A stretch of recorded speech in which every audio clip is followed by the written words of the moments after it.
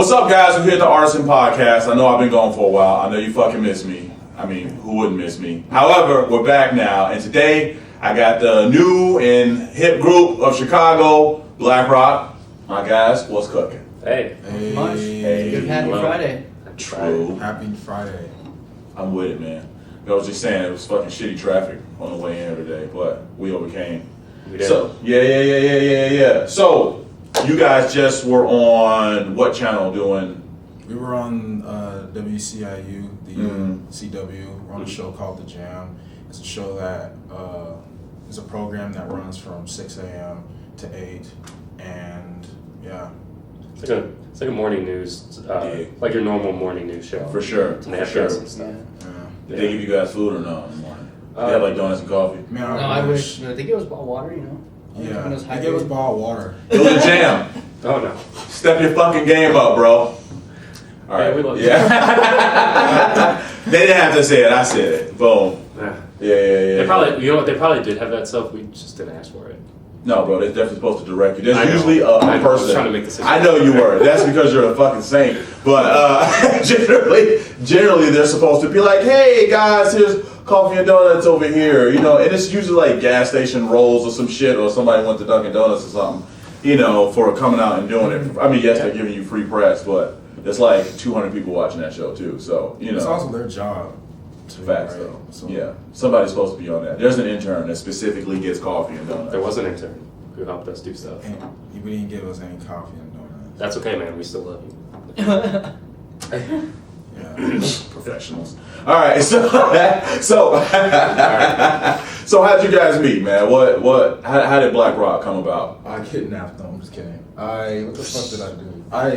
I wanted to start a band, and then I contacted Miles. I already knew of Miles around the school and everything, but like I just realized like, oh yeah, he plays guitar, so I contacted him, and then later on like the lineup, he was with us with that current lineup at the time, and then like, it changed, but he always stayed, and then you guys. Well, when did it first start though? When it first started? Yeah, your idea coming. It was 2015.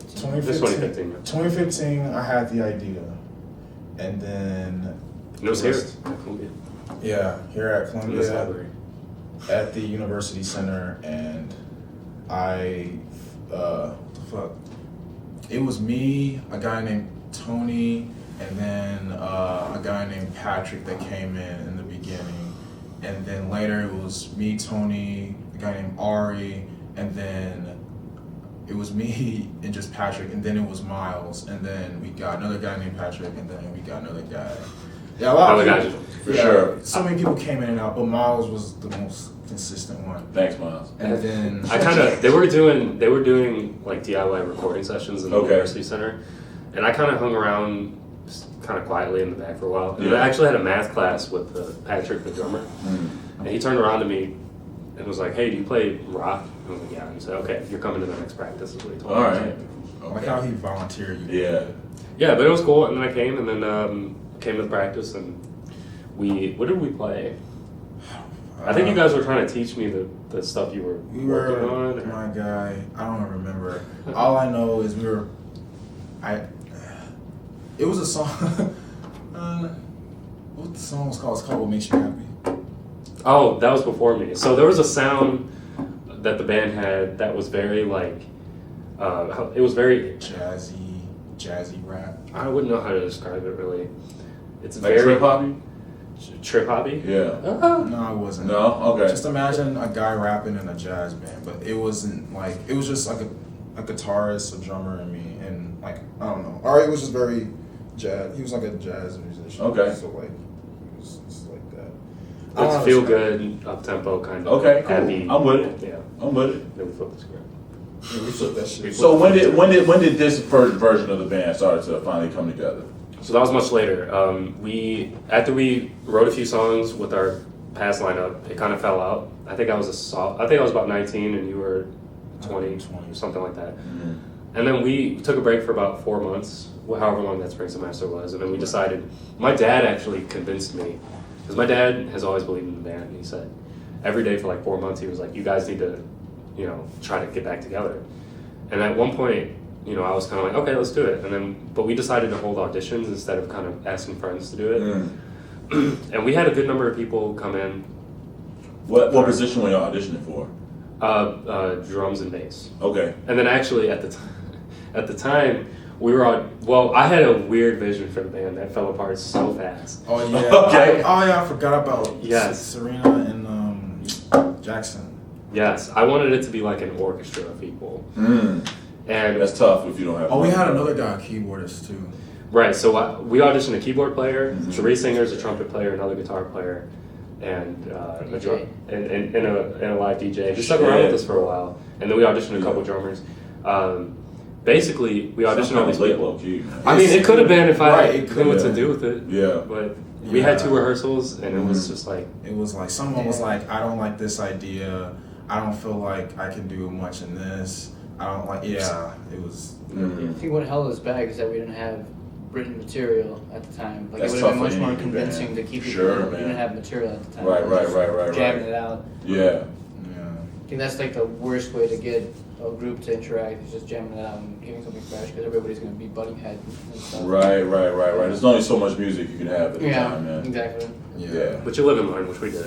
For And sure. Oh, we fucking did. It slowly narrowed down to our original bass player Mike, he moved out of state. Okay. Danny, Garner, myself, and our live DJ.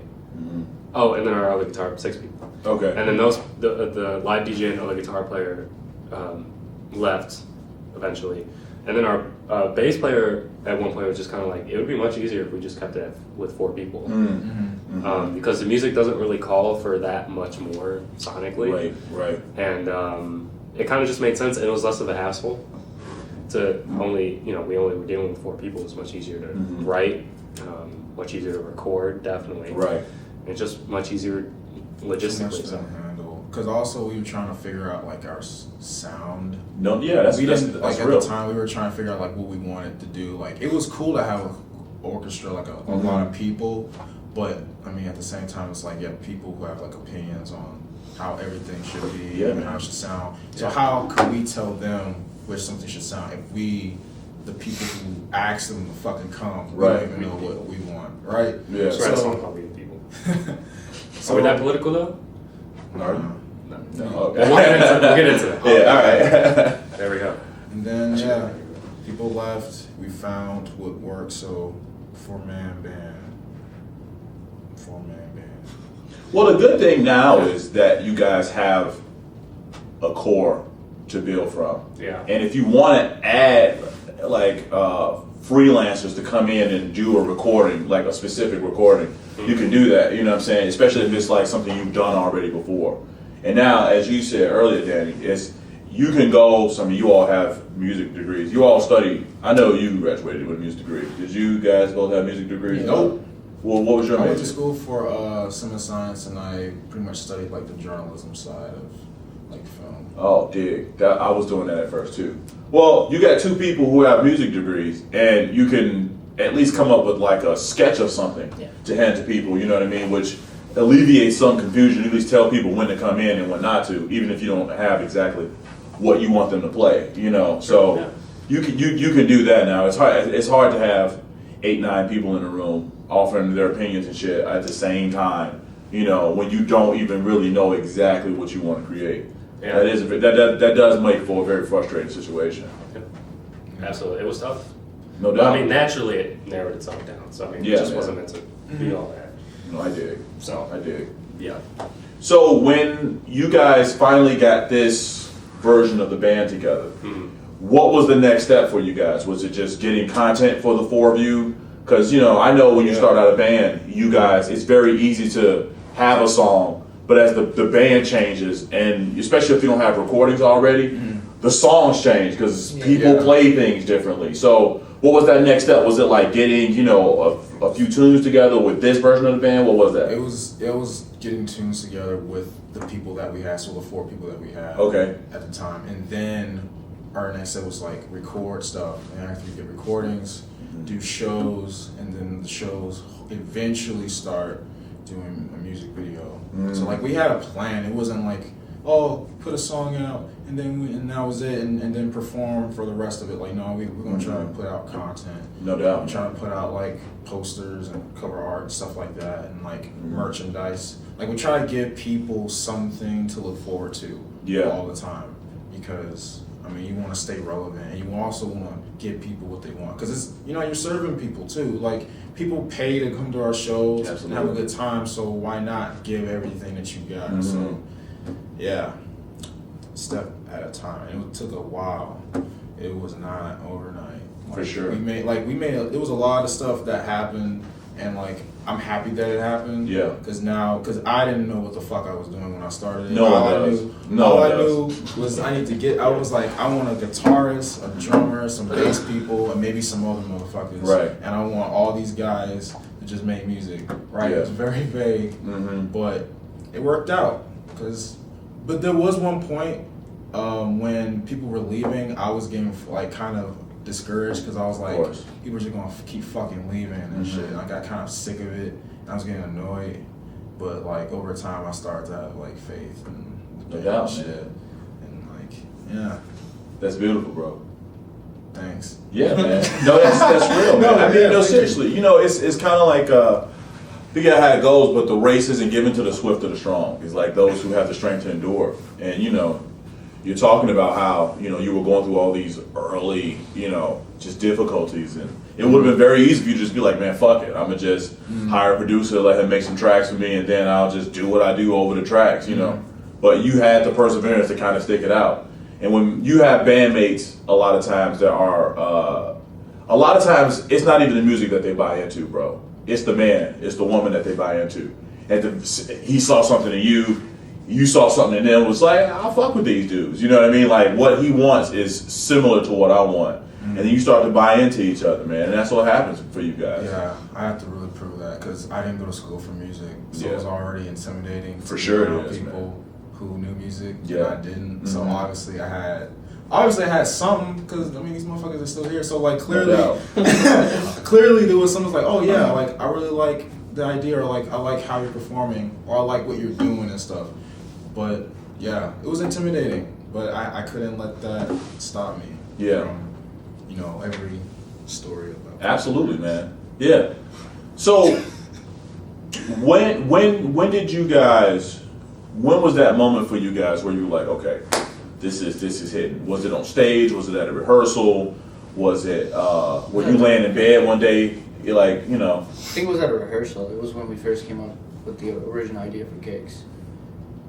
I agree with that. Yeah, at that time, that was with our old bassist Mike, and we were just messing around with ideas, and I suggested a song that me and Mike listened to a lot, for him to pull an idea out of, and then it worked, and I meshed with him, and then what we had was the chorus for Kicks, the little triplet part. And then from there we just built a song, and I think we pretty much had a song going.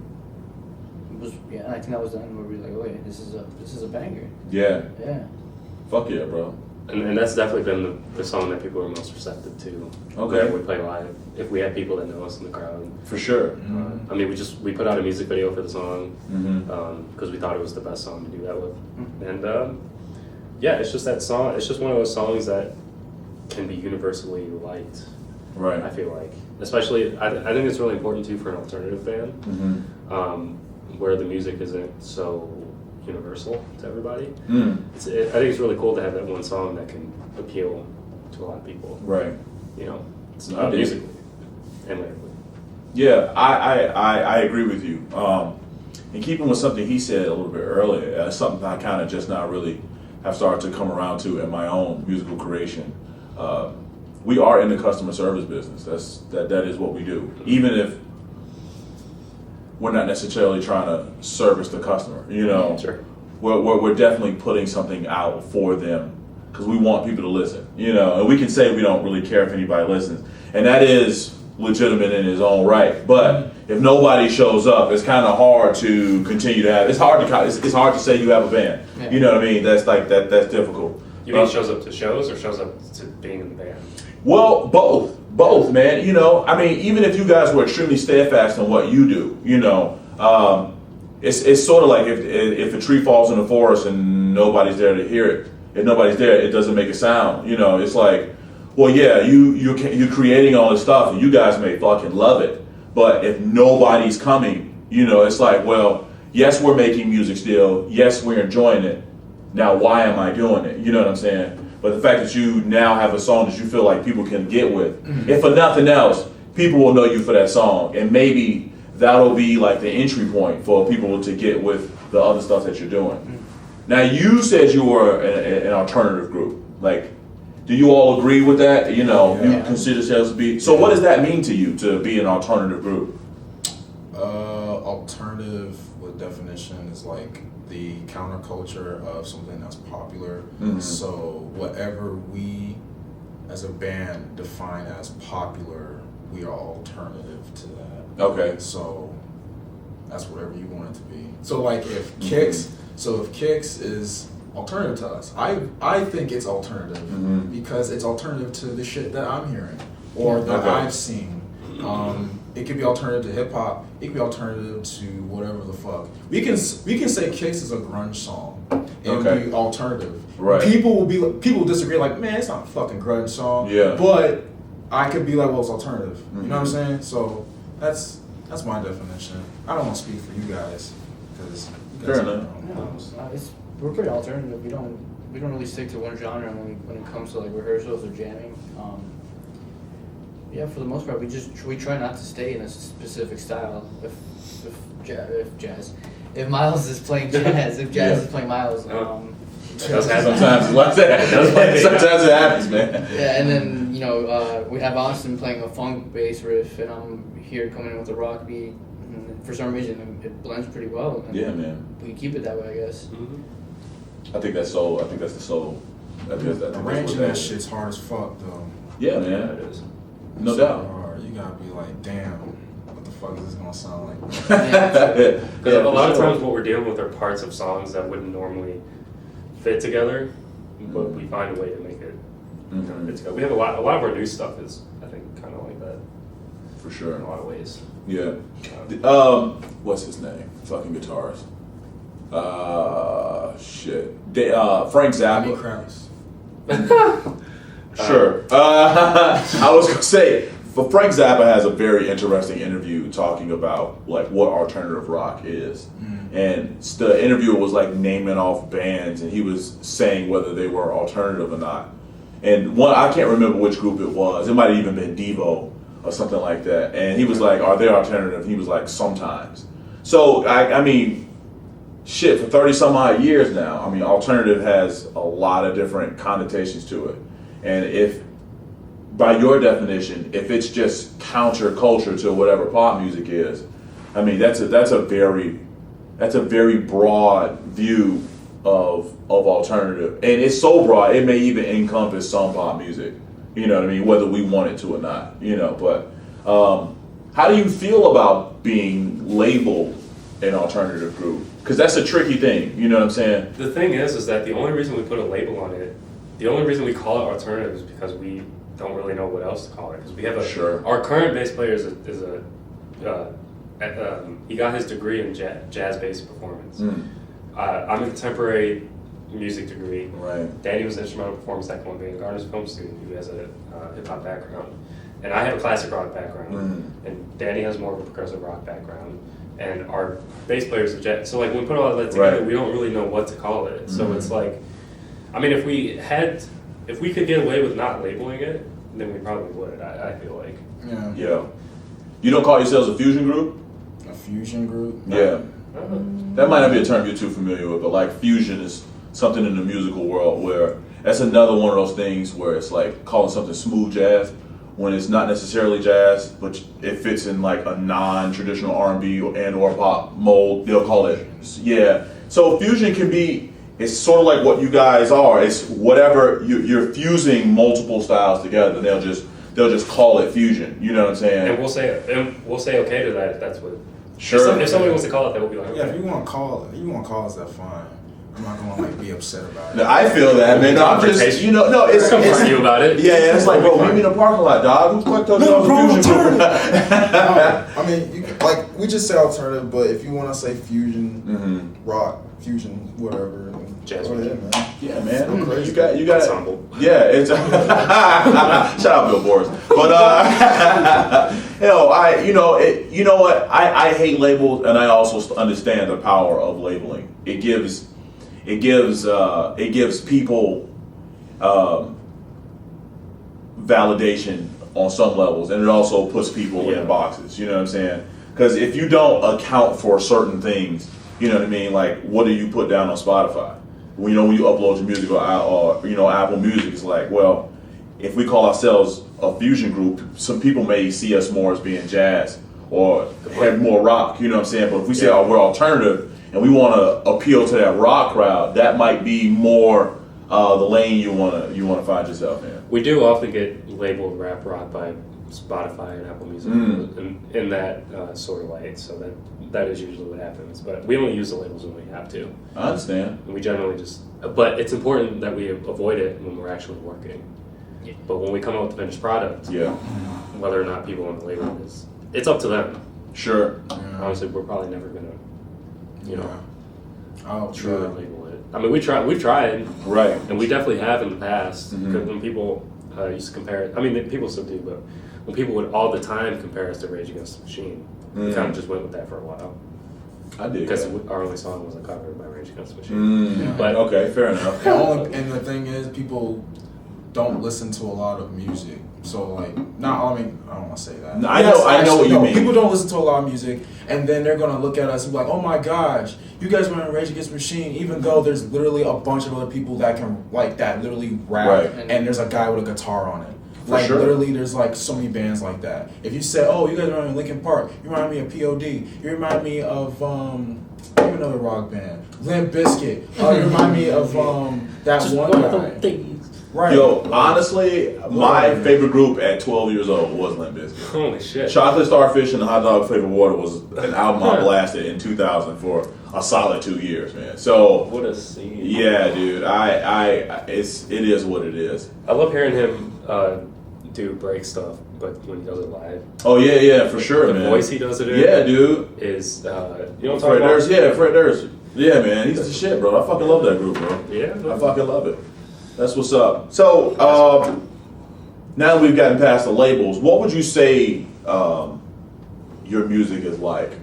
Like, if you had to talk about what kind of things do you guys like to, when you're actually writing the songs? Do you guys like to stay away from mainstream ideas?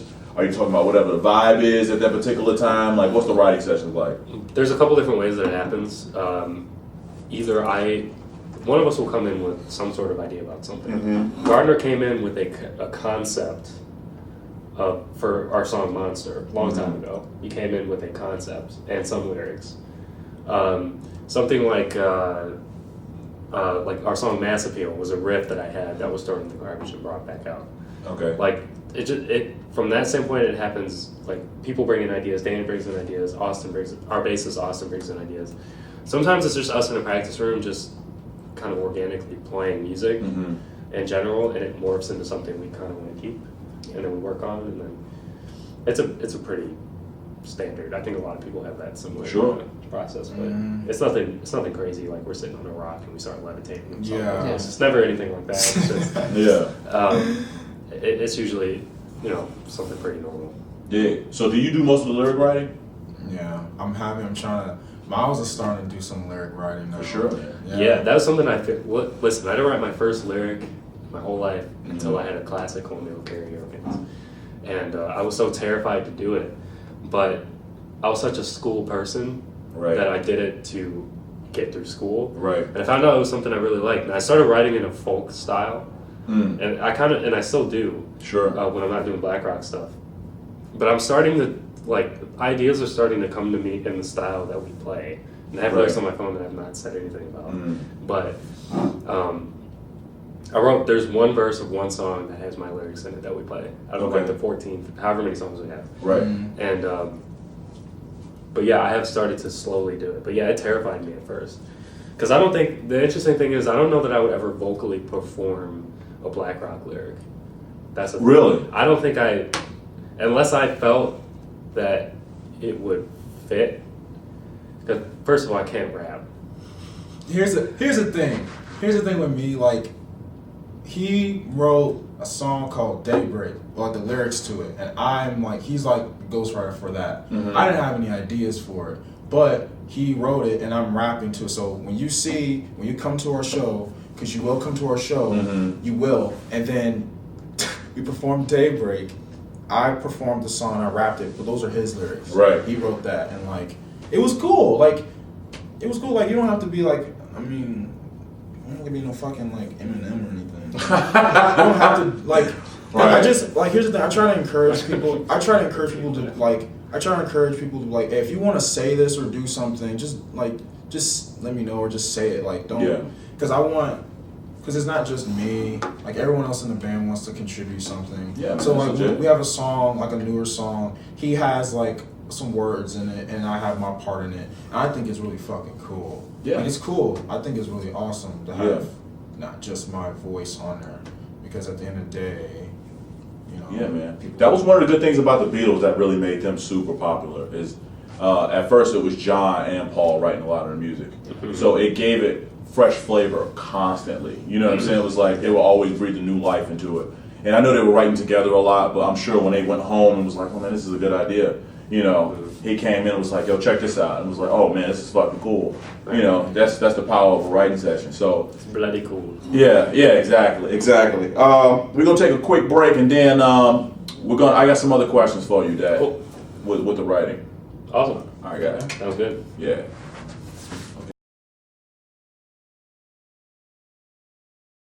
All right, guys, we're back with BLAQROCK. We got my man Miles, we got Gardner, and we got Danny.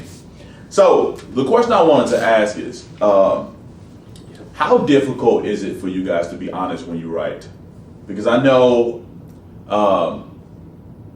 when you are putting out art of any kind, you know, the best art is like honest art, even if it's bad, you know.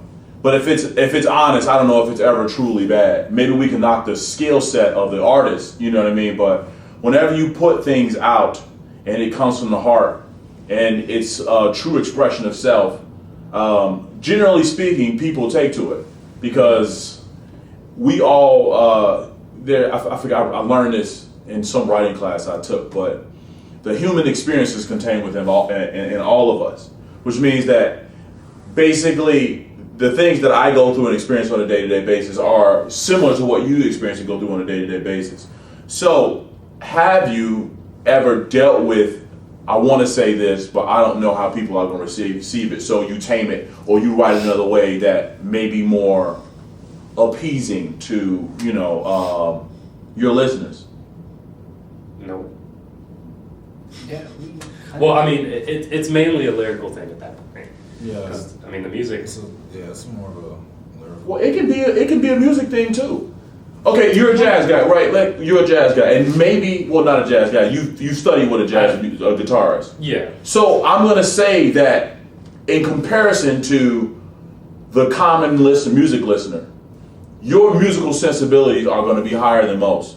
There may be things, there may be a progression that you want to put in. You're like, man, this might be a little out there. I see what you're saying. You know what I'm saying? Yeah. And you may, because he doesn't have, and maybe he doesn't fight you guys when it's too tough, but maybe he doesn't have that ear for that. You're like, oh, maybe you should pull that back a little bit. That happens a lot, actually. You know what I'm saying? I know what you're talking about. Yeah, I know what you mean. That's the musical side of it, but there's also the lyrical side of it, and we can talk about both those things. You know what I'm Yeah, saying? like I know what you're saying now. Like, what the fuck? Like, yeah, sensibilities. Because I don't know. Like, there's some things people just don't fucking listen to. Like, Sure. like most people listen to music for time. But if you're like, Fact. right, but if you study music and you want to like actually do something more with it than the shit that you hear Right. on the radio or whatever, then you want to do something way different. Like, Yeah. Yeah. So like, I don't know. Sometimes it will put me off guard. I'm like, what the fuck is this? Yeah. You know what I'm saying? Like, what is this? But he's coming from a different world than I am. But that's okay because I can learn from that and we can like do something. But yeah, it's fucking hard because sometimes we're like, what is this? Or like, I can't do that or that, or I don't know what to do with this, or like, but that's okay because I mean, that's just because usually I don't know, like at our practices we just brainstorm Sure. Like, nothing's really solidified until everyone is like, yo, that's tight. That's Right. tight as fuck. You know what I'm saying? Right. So, yeah, but lyrically, I have to think about like a lot of shit. I try to think about dated. So like sometimes I'll talk about something and that will only relate to the fucking like 2015. Sure. Right? Sure. But I don't know, I'm trying to make my music. I'm trying to make whatever I'm saying descriptive, but at the same time, I'm trying to make sure like it's universal. Like everybody can relate to it. Like I don't know. What's a song that? What's a real song like? Oh, for instance, like Pearl Jam. They have a song called Jeremy, and like the song is about a kid named Jeremy who did a school shooting. School shootings are everywhere. Right. They're like the thing everyone talks about. Right. But that came out like in the 90s, right? So like, right, but he doesn't say school shooting in it, but it's a song that is about that. So it's appealing to everyone who has been around that. So I try to do something like that. For sure. Yeah, it's hard though, but I like a little bit of a challenge. Yeah, man. Well, you know, like I said, I think you're trying to be universal, you said, and you want to appeal to everybody, and that's very difficult, and that's why I asked about how honest can you be in your writing, because you know, wanting people to, there's nothing wrong with wanting people to like you until it forces you into a position where you can't be yourself anymore, and when you're creating art, right? If that is indeed what you're doing, you know what I'm saying? Because once again, we're in the customer service business, and there's a line in which you cross where you start being artistic and you start to do the pop music thing. You know what I'm saying? And we kind of straddle that line a little bit. So, you know, is that you're saying like constantly when you're writing, you're constantly trying to like negotiate that line between what you guys are creating in the moment and making like, okay, are people actually going to listen to this shit? Yeah, is that how you feel most of the time, you think? Lyrically? Yeah, lyrically, since you're doing the lyrics. Yes. Okay. Because a lot of people can relate to heartbreak. A lot of people can relate to perseverance. A lot of people can relate to isolation and loneliness and depression and money issues and love issues and family issues and like a bunch of shit. So like, yeah, I talk about that. Yeah. So I feel like people can relate to it. I just want to make sure it comes across, you know, like people. I don't want to spoon feed people because people are stupid. Right. Like I don't want to spoon feed anyone. But I feel that. I want to be, you know, poetic with it. And Dig. all that. I got you. You had something you wanted to say. I was starting to lose my thought a little bit. I don't know that we ever go into a rehearsal creating music thinking, I don't know, maybe we have a different point of view. It might be different. Well, you're performing the lyrics that you write, but I think we don't try to appeal to everybody. I think we definitely try to be honest with ourselves and make sure that we think it's something that is musically great. Right. In terms of like whether or not crowds will, like, people will, you know. Yeah, that's up to them. I mean, of course you want people to like your music. Yeah, man. But if people don't like Kicks Mm-hmm. because it's a song that sort of paraphrases Shoes and it's stupid. Like there's a Facebook comment. This dude, I'm sorry to bring this up because it was directed at you. Bring it up, yeah. This dude shared our video, but he said, "Oh, the music's good, but this man's lyrics are trash." Oh fuck. And I was like, All right. then why the fuck did you share the video, bro? I mean, you're just giving us publicity. You know, it's kind of stuff like that. Like, okay, somebody doesn't like what Gardner said. How does that make you feel, man? I don't care. I used to care. I really used to care. Like when I first started the band, like I was so sensitive to how everyone was like saying everything. Like I was so sensitive. I was like, no, don't you like it? But now I'm like, what the fuck? Like I started realizing like people fucking listen to anything. They do. Yeah, Like, they do. motherfuckers literally listen to any fucking thing. I swear, like people listen to like noise music, and that shit is not good. At least not all of it's good to me. So I'm like, if they can fucking go on stage and have like 50 people come to them, why not us? I'm like, man, fuck y'all. I don't care. We're playing at the Cubby Bear next Friday. All right. In Wrigleyville. Okay. Nice. That's cool. Seriously, like that's cool. But seriously, if you think the songs suck, don't like it's fine. Like have an opinion. Like it's really okay to have an opinion. I really don't care. The bigger you get, the more people are gonna think you suck. Yeah. That's like that's like I think this Billie Eilish is going through, and I see it with people, especially in the rock community. Oh, yeah. my God! Look, I don't like her music, but I think she's pretty cool. She's young as shit too. Yeah, she is, bro. Like, I had no idea she was that young. She's young as hell. Yeah, she's like a kid, dude.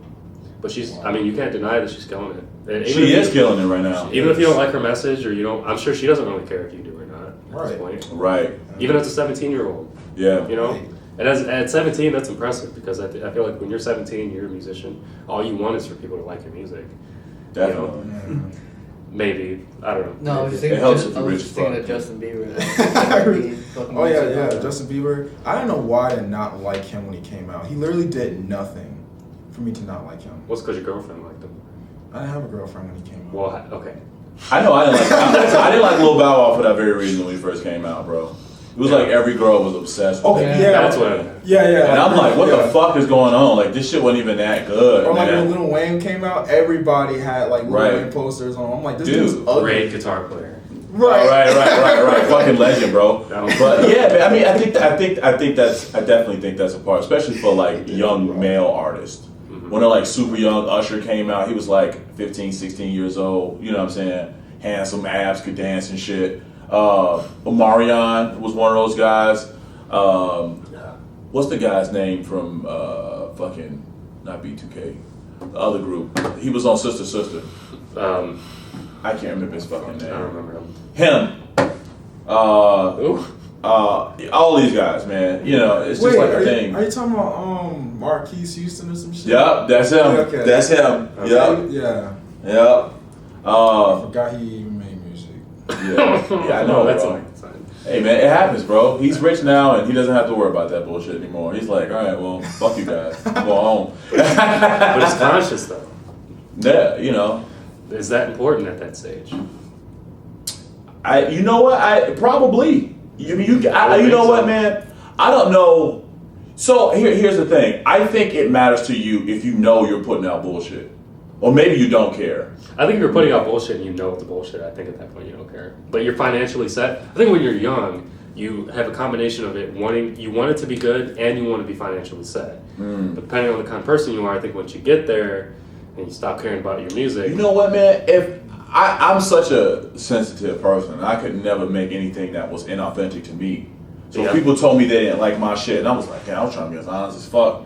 In that moment, I was trying to be super honest and make something that you could groove to. And someone was like, "Man, I don't like it." That would bother me a little bit, because then it would force me to look at myself like, okay, well, what am I doing that's not what it is about me that people don't like? You know what I'm saying? So is that why some artists, like, sorry for cutting off, but is that why some artists like talk about shit people want? Probably. Like clothes and Probably. stuff like I that? think that's twofold. I think some of that is some of it is some people are afraid to be honest about certain shit, and or they only can tap into like their lower vibrational selves. So that's all that they put out. You know what I mean? Sure. Because it can't be that everybody wants to talk about like, you know, higher conscious shit, but all we have now, most of what we have now is, you know, like this trash ass pop music. And I'm throwing like a lot of rap into that too. So, you know, I'm being very general now, but we have a lot of commercial music out. And we've always had a lot of commercial. This isn't like a new phenomenon. This has been going on since the beginning of the fucking time. However, I'm saying right in this moment in time right now, because this is the one that we're currently in, there's a lot of heavily commercial music. And everybody's rapping about the same three things, you know what I'm saying? And it's getting old. It's old, you know, but people keep putting it out because it's easy and everybody can kind of latch onto It's it. profitable.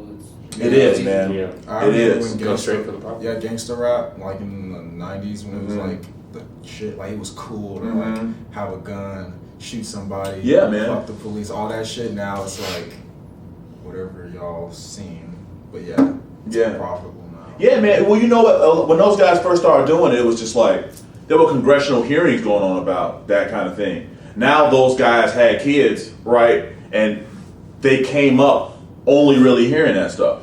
You know, because before cats didn't really rap about shit like that. You know, it was more kind of fun and or revolutionary. You know, now it turned into like, well, not only just fuck the police, but fuck you too if you disrespected me.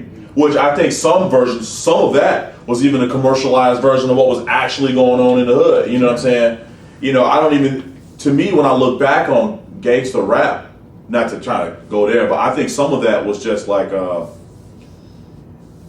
there were people talking about stuff that they saw, and everybody was like, oh yeah, I kind of see that stuff too. And now you have to like go beyond what they just said. You know what I'm saying? It's like, well, I just bought a Ferrari. All right, dope. Well, I got 7 Lambos for a different day, for every day of the week. So now it's like we got to continuously one up each other. And I think some part of our humanity is just like, well, when you're dealing with pop music, is I got more than you, and I need to prove it to you. You know, so some of that is that, but Yeah. we don't have those problems right now. Hopefully, y'all do have those problems soon because you're making so much fucking money. But we won't write music about it. you say that now. I don't think we will. No. Yeah. I don't think so. No, I have to live the shit. I kind of have to live that part, but I usually stay in that. Let me ask you this though. Let's say you guys do start doing very well, and maybe you don't have a different Lambo for every day of the week, but you know, you start living a certain lifestyle, because that's what happens to a lot of artists. All liked you when you first came out. It's because they were way more relatable. You know what I'm saying? But now you're taking first class flights or private jets wherever you're going. You showing up, you do a show, make $60,000, and you leave the city the next day. You know, things change, so you sort of become unrelatable. So maybe you don't live an ultra lavish lifestyle, but then you get to a point where people maybe don't relate to you quite as much because what you do on a day-to-day basis is so disconnected from the people that you want to reach. That's a personal choice. You don't have to do all that lavish lifestyle. You don't really need everything. You can be very simple about it. Although you're gonna get a lot of pressure from public and the media outlets, you know, asking you like, what do you do? Like, since you're a big rock star, you know, you do so much. What do you actually do? And obviously you don't want to tell them like, oh, you know, I go to across the street to do my laundry. I go to the street right here to get my Chinese food. Right. Yeah, I'll see my mom every Friday or some shit. Like, yeah, not everybody's gonna. At least the general public watching those media outlets are not gonna want that. But obviously, at the end of the day, that's kind of what I want. But you know, it's always the public opinion. Yeah. I think today there's a certain charm to that. I agree. If you get the opportunity, if you're a big rock star, Cribs. That's Right. come see my apartment. my two floor. regularly. You guys seen pictures? I don't know if it's actually real or not, but Mark Zuckerberg's house? Oh no, Dude, it's like the most regular suburban crib you ever want to see. there you go. You know what I mean? Him and his wife. I saw the picture because they just had I don't know if they just had a baby recently. I want to say it was like in the last 18 months or so. Okay. And I saw it, I was like, fuck, I could live in that house right now. Like, I could move into that house right now. I could probably afford it, you know. He probably lives in a better neighborhood than me, so I probably can't afford to live in that neighborhood, but I'm looking at the house and I'm like, this dude's one of the richest dudes in the world. Has like a simple life. He's the CEO of one of the biggest countries in the nation. But yeah, man, it's I feel you. But it's that slope is very slippery. And it's steep as fuck. You know what I'm saying? Yeah. We can't really say much to it until we, you know. Yeah, so they'll be rich as fuck soon, Right. yo. Like, be on the lookout, Yeah, like, I mean, there's one point when you're like, I don't know yet, but like, there's one point when you're just doing shows and you don't make any money. Sure. Imagine you do a show, you make just $6,000. Yeah. Sure. Bro, you don't have like, now say every show you go to, you start making 6,000, even more. I mean, most people are probably going like, oh shit, well, if I Right. can do this, then Things change, yeah. yeah, like you're not. Then it's like, okay, you're not living at this place no more. Now you're living over here now. Yeah. Right. You can start dressing like this now. You can start meeting these types of people now. Right. because- You know what I mean? So it's, I got you, Yeah, bro. it's- That's what I'm saying. You know what I mean? You know, and you know, I hate to say it, but we're all guys here, right? So like when your profile changes as a man, when your profile changes socially, you know, it doesn't even have to be money, but when your social profile changes as a man, women start to change. You know, how they treat you change. You know what I'm saying? Rockstar. Wasn't Rockstar kind of like about that? Yeah. You ever seen the movie Rockstar? Is that the one with Mark Wahlberg? Yeah. Yeah. I did. Yeah. He was dating Jennifer Aniston in that movie, right? Yeah, I seen it. It's a pretty good movie, man. It's a great It's movie. a pretty good movie. Yeah. Yeah, I mean, that's something you have to think about. You know, how do you think you would handle that? You know, Ignore everybody. yeah. Good luck, bro. Goodbye.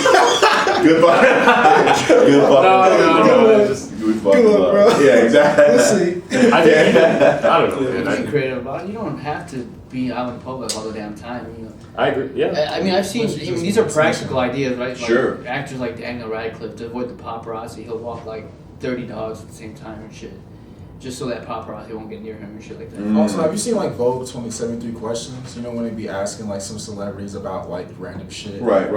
They be having like families and shit. They be living like they have like moms and dads live with them and shit. Like it's not always like I got a ball in my hand and a girl in the other. Mhm. It's not- You're right, bro. But you know,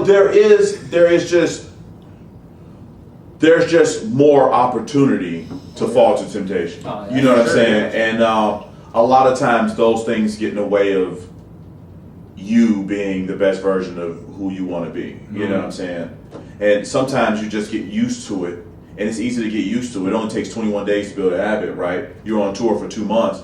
You get used to something real quick. You know what I'm saying? It's like, oh well, I've been staying in five-star hotels for the last 6 months, and now you back in your old apartment. I gotta get a new fucking apartment now. You know what I'm saying? You know, it's just something to think about, man. I'm just asking you guys because I just want to interested how you feel about it now, because 5-6 years from now, you guys might be performing at an award show, looking back at something like this and thinking, shit, I was right, or maybe I was a little wrong. I'd still come back and do the show though. That's because you my guy. I'll tell you this: our manager will have a mansion. Oh, yeah? I wish he I'm with was that, here. man. Yeah. I'm with that, man. I mean, Shout out every- to Hudson Hamilton. Yeah, shout out to our manager. Look, I wish he were here to be part of this interview because this guy has a whole unique perspective on everything that we do, man. We For love sure. None him. of us have. How'd you guys meet him?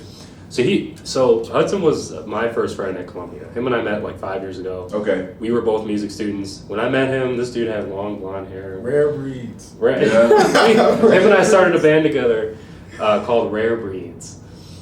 And he was a singer, guitar player. I was Yeah. a guitar player, and we found a drummer friend of ours. And him and I met first day of college at the music department convocation. Okay. And I sat next to him, and I just randomly asked him if he, what he does, and saw he played guitar. And he said, "Oh, I sing." I said, "Oh, I play guitar. I've been looking for singers." Mhm. And he was a vocal performance major for a while, and then one day, Interesting. yeah, he's a good singer. He's a good rock singer. Yeah. And one day he came to me and said, I don't want to do this. Like, I don't want to perform anymore. And he sold all of his guitars and Yeah. all his guitar pedals and stuff and all his vocal stuff. And he got a haircut, dyed his hair black. Well, his natural hair color is black. But Right. He dyed it back his natural color. Yeah. Right. And he got a suit and became a manager and started managing Boss people. at his base, for real. Dude, seriously, one day he told me he wanted to change. The next day he changed. It was crazy. And Dude, that's interesting. he changed majors. The next week he was taking music business. He graduated with the music business. He started vocal performance, graduated in music business, and now he's That's beautiful, bro. a sought after person. Like, Yeah. people ask him Yeah. and we're really lucky because he's pretty faithful to us, Right. and people will ask him to, people that are bigger than us and that are doing more things than us will ask him to come help them because they see what he does for us, and he's seriously faithful to us, and I don't know what we would do without him. Yeah. Yeah. We'd be And, fucked. No, like, I feel you. And- That's real. That's legit. He has an important quality that I think every manager should have. He's a musician. Like, he's a real musician. Yeah. Like, so he understands music not only from a music business standpoint, but from a musical standpoint. So when we're going through stuff as a band, he understands what we're going through and he knows how to interpret it, not just from a business side. You know what I'm saying? And That's a really good quality to have. Just that's a being great. I think that should be a make or break quality for every. Yeah. any leader of anything. Like you Yeah. should like understand the other like Mm-hmm. You should be able to play an instrument. right, like especially like or not just as a manager like for music, but like just if you're like a director of a movie, you should have Right. started off as an actor, understand how actors work, or if you're like a manager of this place, you should have like understand how Right. the lower people are. Yeah. That way, it's not just about money, but Yeah. you can, yeah. Yeah, man, it's definitely a way to boss people around when you understand, like, sensibly what they're doing. You know what I mean? It's just like, Of course, man, yeah. they're struggling right now. Maybe I shouldn't say, can you guys just fucking finish the song? That doesn't work. You know what I'm saying? It's like, all right, well, not only do I not want to talk to you now, I don't even know if I can finish the fucking song because now I'm irritated. You know what I'm saying? Sure, yeah. So maybe he can just be like, yo, man, this sounds really good. Why don't y'all just continue to develop this idea? And it's like, all right, well, you know, because sometimes, just pulling you guys behind the curtain here, sometimes you're writing a song, right? And you have like these two ideas of what you think is a song, but then you realize like one of those ideas is not a song. It doesn't fit the other one. You know what I mean? It's just like, why don't you just get rid of that? And sometimes you need somebody that's not like in the war room, like I was gonna say. going through that. And he's just like, man, why don't y'all just keep writing from where from where this part is? You know, like, I have this really cool idea for the bridge. Well, why don't you make the bridge the song? He's you been know? that person to do that. For sure, yeah, man. He's definitely made those musical suggestions. No doubt. And he's come to practices and, you know, he comes to almost every practice. That's dope as fuck. I don't think you ever meet a man, even for professional bands. I mean, Mhm. at that point, the manager's sitting at home watching TV while you're at rehearsal. Right. So, you know, and I think even the bigger we get, I think he's still going to be showing up. I just have to kind of beg them. So, and also because he's just a friend Yeah. to all of us. He's not just Yeah. some motherfucker.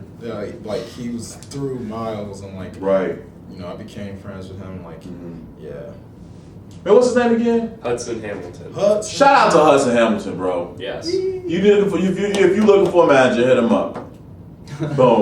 Part-time. Unless What? he's too What? busy dealing with BLAQROCK, and then in that case, stay the fuck away. If anything, So- seasonal. Yeah, right. We're gonna take one more break, and I'm gonna ask you guys about what you guys got going on for the future. All right? Sounds good. Cool. All right, guys, welcome back. We're about to put together the last and final segment with BLAQROCK. Just to reintroduce you guys, we got Miles, we got Gardner, and we got Danny. Danny, I'm gonna start with you because you've been talking the least amount today, and that's unacceptable for me. Shit. So, what do you want out of this group moving forward, man? You know, like, What do I want? yeah. Well, out of music, even if it's not necessarily this group. I mean, on a personal level, Yeah. I've always it's a huge dream of mine to be a session drummer. I just want to be hired by multiple musicians just to get a beat laid out in their studio. And from what I hear, it's decent experience, it's decent money.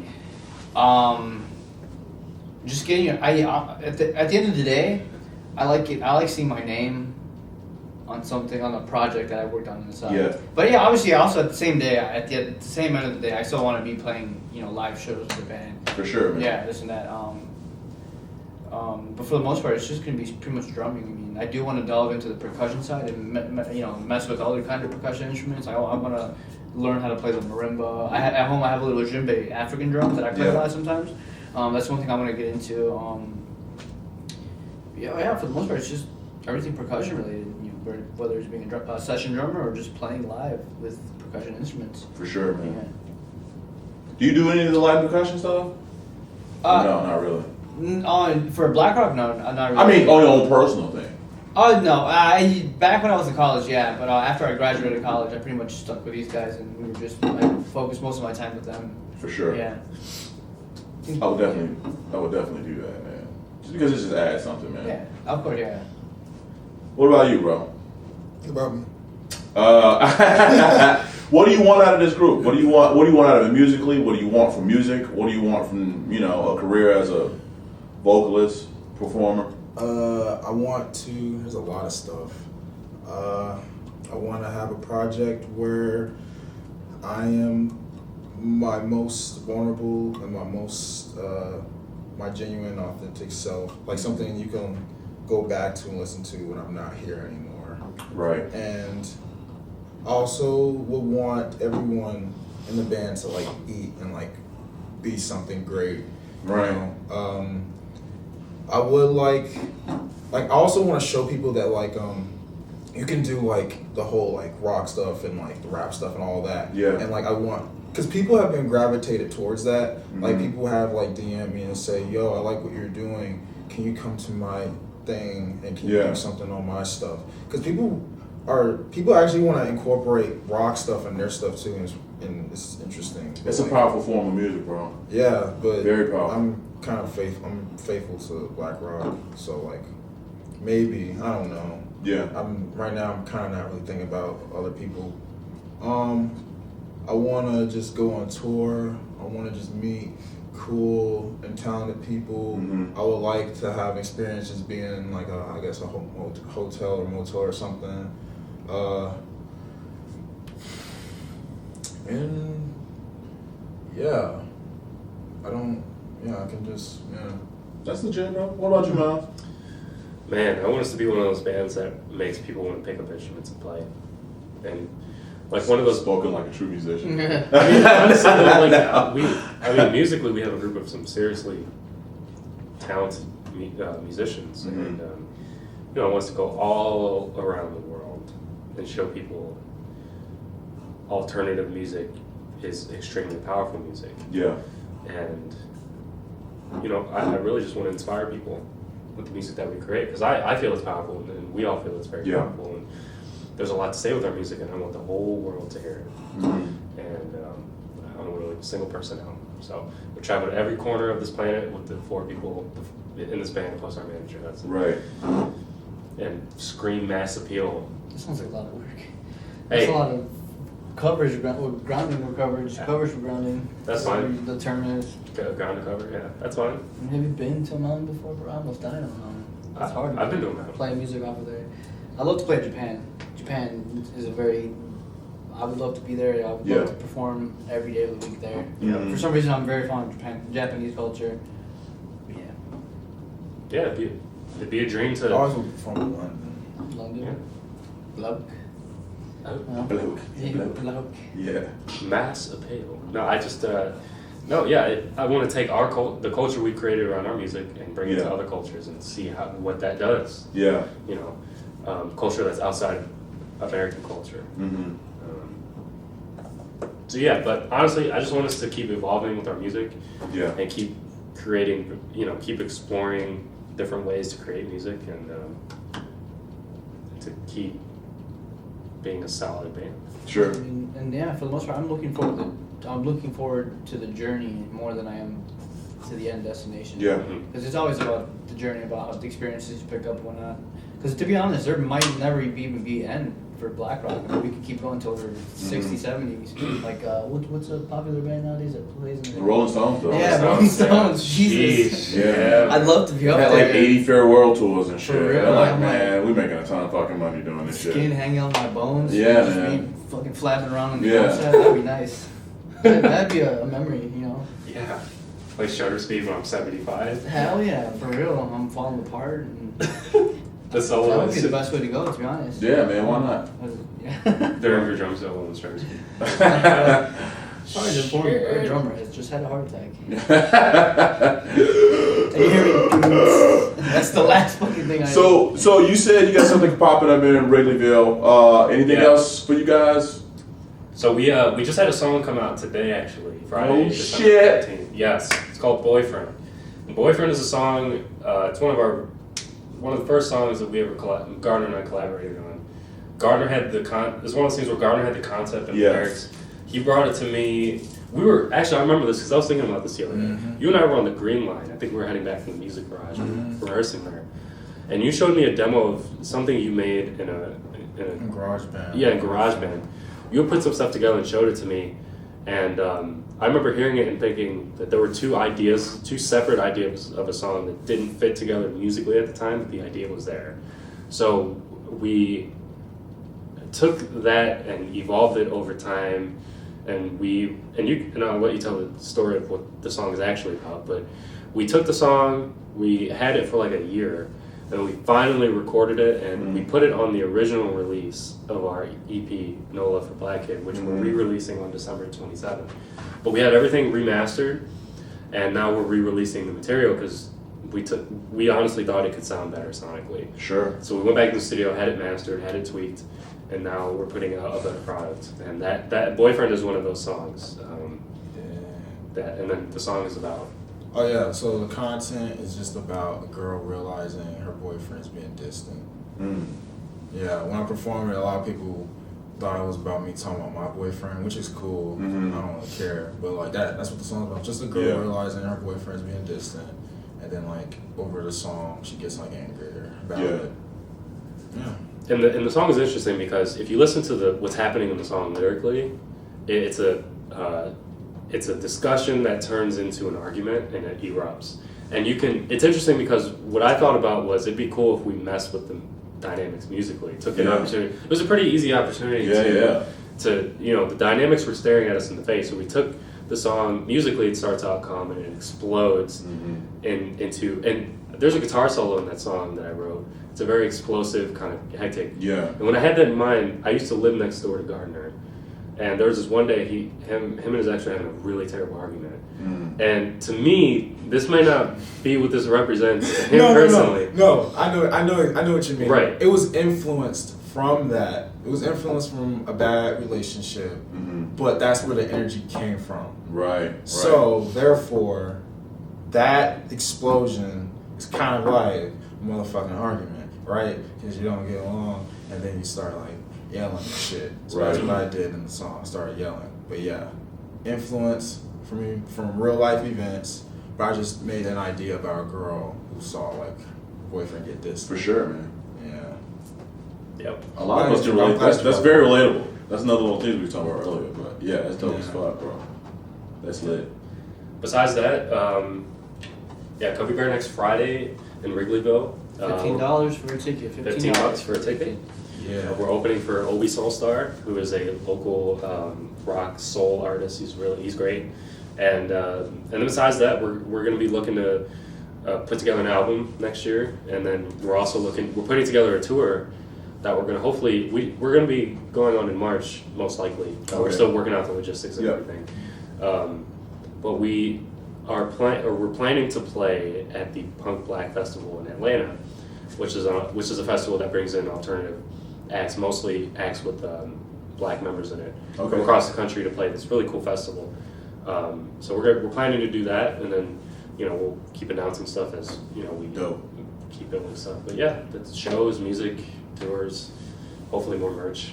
Dope. Definitely more merch. Yeah, Hopefully more, maybe another music video. Yeah. Oh, music videos. Yeah. Yeah. Well, with the new album, definitely gotta make more music videos. So. Oh, for sure. Yes. Shout out to Aurel Chillette, by the way. Oh yeah, that's the homie. Fuck yeah, bro. Who recorded him and his crew, his awesome crew, shot our music video at Grand Park for Kicks. Cool, man. Yeah. Hard work that day. It was I'm gonna link Orel in that too. That's my fucking homie, man. He's such a sweet guy too, bro. He is, yeah. Yeah, for sure. Well, I got one more question I wanted to ask you earlier. It just occurred to me again when we were talking about this. Everybody in here is a minority. How do y'all deal with that? Is that something y'all even think about? I think about it all the time. But how do y'all think about it? I kind of think about it on a semi-partial time to time-ish. It depends. If I'm in public, sometimes I feel like I stick out, especially if I'm among a group of people that are not like me. But for the most part, I don't really let it get to me hardcore. I'll just ignore it and then, move on with my day. But overall, I just try not to think about it that much. I just try to be myself, and if that's not what people like, I go to another group. I don't like wasting time like that. So I just be myself. If it doesn't work out, I move on. For sure, man. I don't think it's ever been a problem for us in the band. I think I look at it as an advantage, especially from a presentation standpoint. I don't know if that's kind of shallow or not, but it's definitely more interesting to watch. I don't know how this will come off, but I think it's more interesting to watch a band, people who not mixed race people, but like a band of people who are not all the same race and are all come from different cultures, bring different interesting things to the table. I just think it makes things more interesting, and it's made for a really interesting experience for us, I think. So, yeah. You said you think about it all the time. Yeah. Think about it all the time. What kind of thoughts and feelings? Yeah, like what he said. Like, there's different people in the band. It's appealing. Very appealing. Yeah. Have you usually performing once the music starts?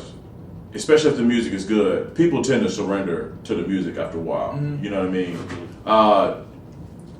When you guys first get on stage, before you start playing, is there anything that do you get any vibes from the crowd? You know? Yeah, man. Okay, so like it depends on some of the crowds, because some of the crowds I'm just like all the crowds.